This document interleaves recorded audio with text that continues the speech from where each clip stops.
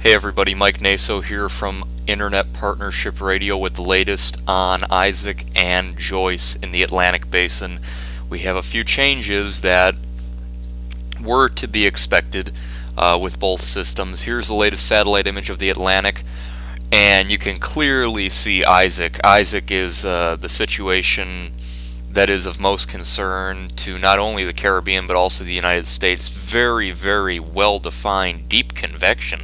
Very impressive, but the symmetry is deceiving. The center is actually right up in this area, and you would think it would be down here and give it more of the classic shape. If it were, it would be a much more intense system in the Western Caribbean. We'll talk all about that.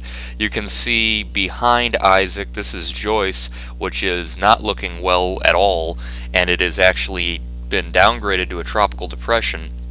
It could come back in a couple of days as it makes this move away from land areas. The only possible impacts will be to the island of Bermuda, and even that, Joyce would have to survive and move far enough west to impact the island. There are a lot of variables with this system, especially Isaac, that we're going to talk about. There's another wave that has just exited Africa and is actually off the screen in this region here, and that could develop slowly over the next few days, and if that became a named storm, it would be Kirk.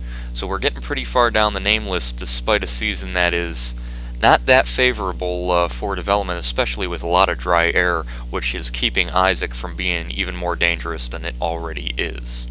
Here's the latest as of 11 p.m. Eastern Time on Tropical Storm Isaac. It was at 16.7 north, 68.7 west. Winds were up a little bit to 45. Still a minimal tropical storm, though. You wouldn't think so looking at that satellite.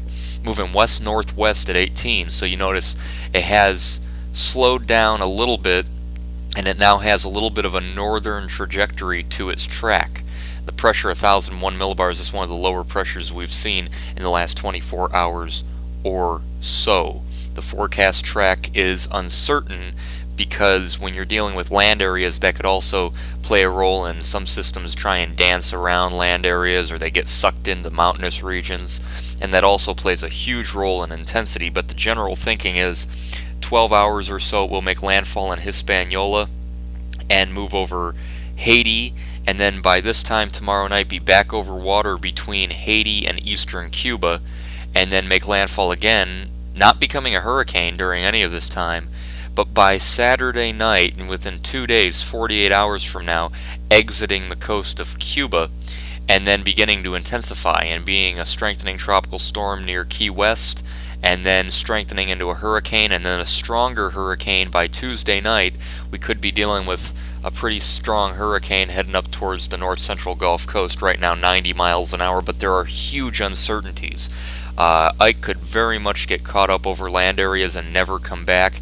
It could also survive and maintain itself enough to come back big time down the road. There's also uncertainty as to whether or not it will end up taking the right edge of this track more towards Florida and up the west coast, or if it will stay on the southern edge and skirt Cuba more than go over it, and then head more towards, say, Texas in the long run. But you will notice at the end here, it does slow down. You're talking Monday night, Tuesday night, very little movement in here, which indicates a slowdown and a lot of uncertainty in the potential track. Of course, go to the Hurricane Center website for the official watches and warnings on this system.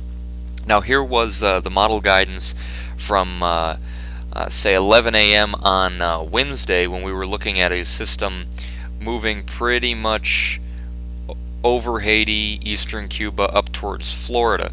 Now I'm going to switch to where you can see the models have shifted to the west somewhat, and they're in pretty good agreement now. We're finally getting some consensus of the eastern Gulf up towards the central eastern Gulf Coast. This means areas like Apalachicola, Florida.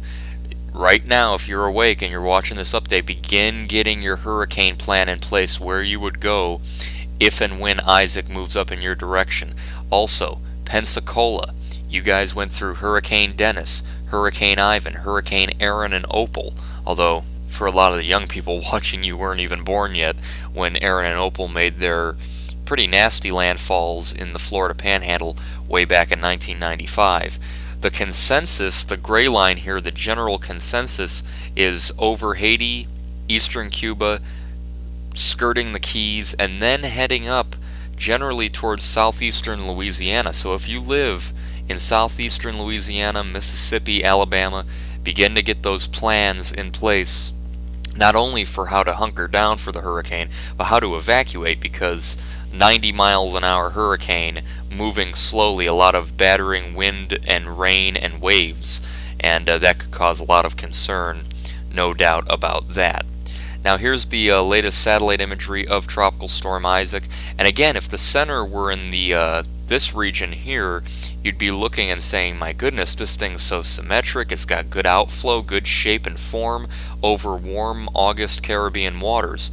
However, the actual center of circulation is progged in this area here, which definitely means it is not exactly symmetric in relation to the center, and as that west-northwest motion continues, a landfall in Haiti and the Dominican Republic is what we're looking at now. You can see convection wise it has very, very cold cloud tops here, so clearly the water is warm, but you see these gaps in here. This is still dealing with dry air. There's a lot of dry air this hurricane season, and I think that's a good reason why right now we're dealing with a 45 tropical storm instead of a 145 hurricane, because there is a obviously the threat that this could have been a lot stronger for these Caribbean land masses, but still heavy rainfall, mudslide potential if those rain bands sit over certain land areas. Now you can see the radar out of Puerto Rico as the center moves away. This is getting harder to see through time, but clearly the rotation, there are still some good rain bands flowing into Puerto Rico, so it could be a stormy night as the backside of Isaac makes its move. Now here's the H-WRF model taking Isaac as a hurricane right into southeast Louisiana, and this is on the 29th of August, the date Hurricane Katrina hit, and this is as a minimal hurricane, but still a hurricane, and this is the 18Z H-WRF model. The GFS model, this is the new one just out, clearly taking it further west, but towards, say, the Alabama coastline, and from that resolution one can surmise that it does intensify there with those isobars into a hurricane of at least Category 1 intensity. Right now I wouldn't be too concerned about anything too strong, however those waters are pretty warm. You can see Hurricane Frederick back in '79.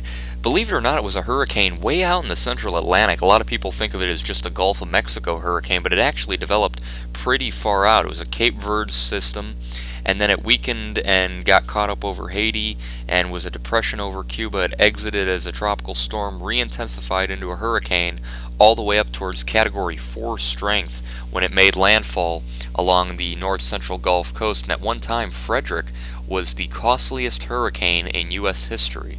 Right now it's way down the list.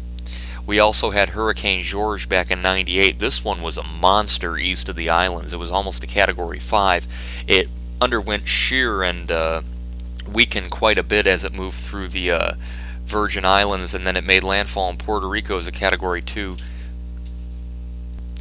And once it re-intensified, we were dealing with a much different system moving into Hispaniola, and it remained a hurricane all the way until it got to the Keys and became a Cat 2, but it never strengthened into a major hurricane.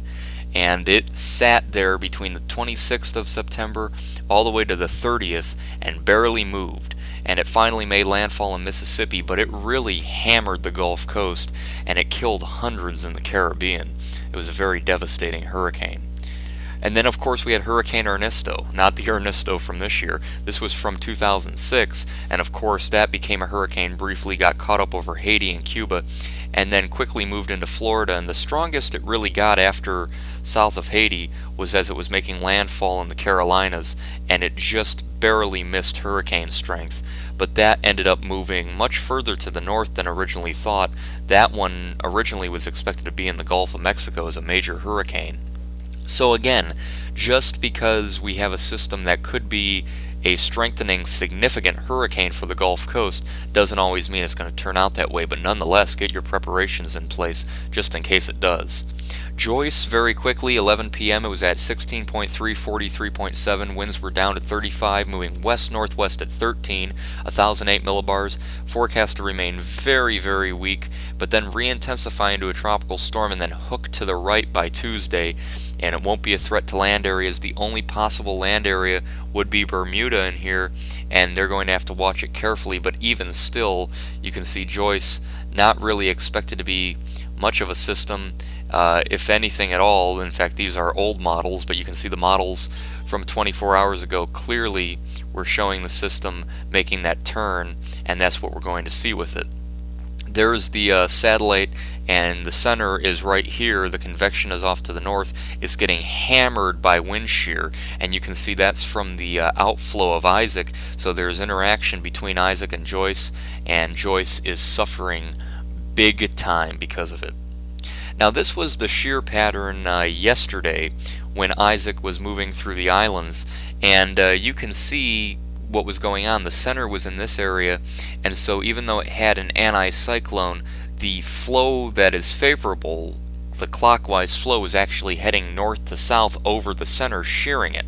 In contrast, Joyce had pretty light shear out in the direction it was. Now we switched to now, and the center of Isaac is up here and is in a much better spot wind shear wise. In contrast, Joyce is getting torn apart by that clockwise flow around Isaac, sometimes 40-50 knots of shear in some of those values. That is not favorable for development of Joyce. You can see Joyce was here, and we had a wave over Africa we were watching. Well, that system has now exited Africa and is looking pretty ill-defined, but there is a low chance of development, and our next name is Kirk, so we'll see when Kirk develops. Right now there is also another wave over Africa that we're going to keep an eye on. So that'll do it right now. Isaac, begin to look over your hurricane plans in the Florida Keys, batten down the hatches. Hurricane George in '98 really got torn up over Cuba, and it quickly made a comeback to a strong Cat 2 before Key West, so you can never be too sure. Isaac probably won't be that strong, but could still pack a wallop. I'm Mike Naso. I'll see you guys next time.